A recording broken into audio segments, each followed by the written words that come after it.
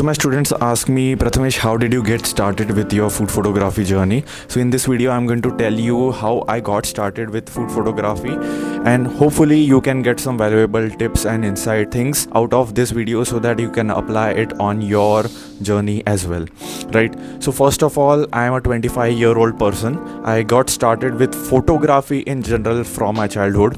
I used to do a lot of like different plants and trees kind of photography before, but inside food photography, inside this particular genre, I got started around 2018-19, something around that time. I used to be inspired by this mentor. His name is Vinayak Grover.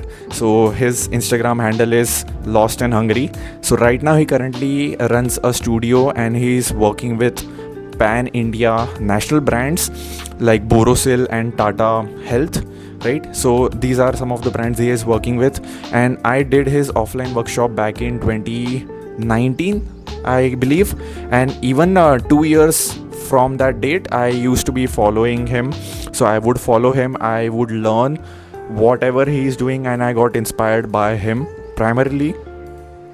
And I'm not ashamed of I've seen that people do not reveal their mentors and do not give props to their mentors. I am one of those person that I believe that I am what I am because of my mentors. So because of that one offline workshop, and even just by his presence of putting things on social media, I got inspired by him. So props to him, definitely. So I used to be connected with a lot of food photographers. I used to be inspired by them, but the actionable steps that you can apply from my journey is I DM'd almost hundreds of food bloggers in Mumbai when I was in Mumbai between 2016 to 2020.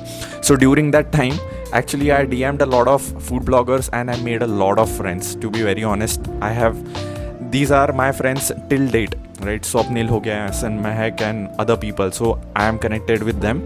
So these food bloggers and food photographers, I got connected with them. I used to go out to restaurants as a 3-way barter deal. So food bloggers and restaurants have the 2-way deal because the restaurant invites the food blogger so that the food blogger gets content for their page and the restaurant gets content for their page as well. So how I got introduced inside this particular thing is I offered them both content from my side as a food photographer. So I used to go there with food bloggers, of course, and shoot content for both restaurant as well as the food blogger. So that's how I got started, and I got a lot of content built for my own food photography portfolio, which later I started charging restaurants and cafes in Nagpur, right? So lockdown happened during 2020, 2019. So during that time I practiced at home itself, and I did not have fancy food subjects to shoot. So what did I do in those cases is I just took very basic ingredients and basic food related subjects like fruits ho gaya, vegetables, the snacks that I can buy from stores. Those were the only food subjects. For example, I'll give you some examples also. I'll upload these photos here. I shot popcorn, I shot gulab jamun, I shot watermelon, then just red grapes, basic smoothies, basic acai bowls, basic recipes that I can create at home during that lockdown times. My whole and sole purpose for these particular subjects is not to show the food in a fancy way. It's just to practice food photography principles like lighting, composition, color combination, styling and everything else. So that's how I got started, and that's how I grew my skill set level of food photography, and that was around 2021. Then I got my paid clients in 2021 during the second lockdown, when a cafe in Nagpur approached me for their coffee menu shoot. And actually they did not approach me, I approached them 2-3 months ago. And just because I approached them, had a conversation with the owner, had a nice 10 to 15 minute talk, showed him my portfolio 2-3 months ago.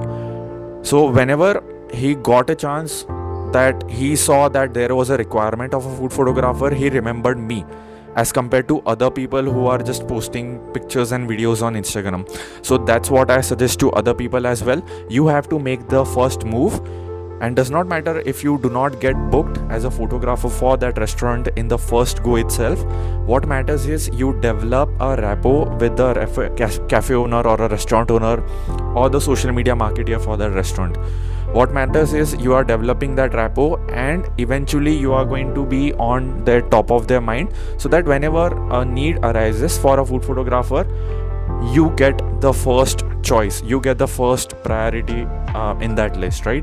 So just wanted to share that quick story with my own personal experiences, and the actionable step for you right now if you are a food photography freelancer fresher is see the restaurants that there are in your city. Make a list from Zomato or Google Maps. Make a list of 30 restaurants. In the next 7 days, I want you to visit at least 5 restaurants per day, depending on that area. So for example, if you are from Mumbai, so take an example of Mumbai and you will make a list of 30 restaurants.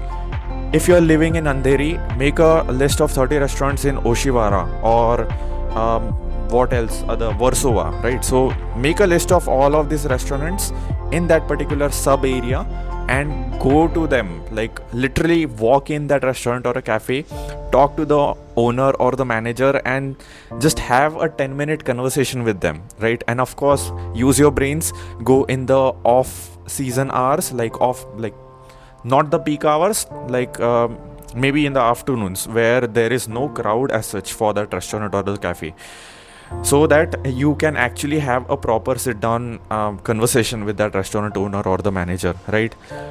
Do this, do at least 30 restaurant walk-ins, and you will actually grow a thick skin for the rejections, and you will learn a lot about actually how to have a conversation with prospects, right? So I recommend having this strategy even if you are running Facebook ads, even if you are doing personal branding, or even if you are doing cold calling or cold emailing. Just go to that restaurant, sit inside that place and see what all things you can do to have that conversation started, right? And the recommended book that I can give you right now for this particular situation are 2 books actually. The first one is called How to Win Friends and Influence People. It's a very famous book.